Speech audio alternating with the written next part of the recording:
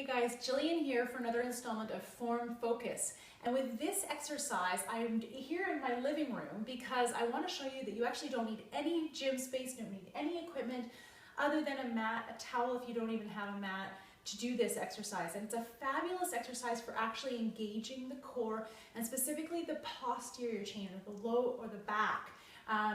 So I want to show you this exercise. It's called the Superman, and there's lots of different versions and varieties of it. So I'm going to show you the most basic forms and show you also how to progress it as you get stronger. So with this exercise, I'm going to come onto my tummy on the mat, and I'm going to extend my arms and legs out. With this exercise, as opposed to lifting up as high as I can, I want to actually think about extending my reach across the body. So I'm working across the posterior chain or across the back side of my body. So what I want to think here is engaging the core so that I can maintain my hip position throughout the movement. So what I don't want to see is as you lift up that your hips start to rotate and open up. I actually want to see your hip bones stay pointing down. So I'm just lifting up, squeezing across my back, and then bringing it back down. Again, alternate side and down. Squeezing and engaging. Again, not about lifting it really, really high. It's about extending across that range of motion. As you get more advanced at that one, you can start to do both sides at the same time.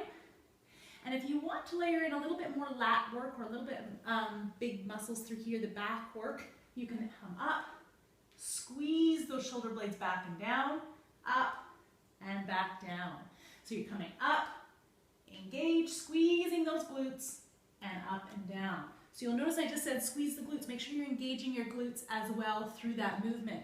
Once you're stabilized on the floor and you can do that nice and in control, you can come up into the 4-point stance version, which is where you're going to start with just arms, keeping those shoulders parallel to the floor. So if you see that from the front, if I'm down like this, I want to see that you're lifting your arm, but you're not lifting, you're rotating through your body, and opposite side. So same thing goes with the hips. Once I've got the arms mastered, I'm going to try the legs on their own, and I'm going to lift up and come back down. You have to really work on engaging the core through this one, back and down.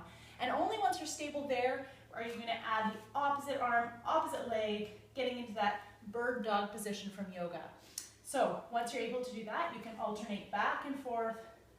You can also do held postures with that Superman motion. So I hope you found that helpful. Again, great exercise to balance out some of that abdominal work that we like to do. For every abdominal exercise, you should be at least doing one back exercise, is my general rule of thumb, if not more, because we tend to focus on this this forward flexion motion and not enough on the back. So lots of little tidbits and tips in there. If you have any questions at all, feel free to email me, Jillian with a G @superu.ca.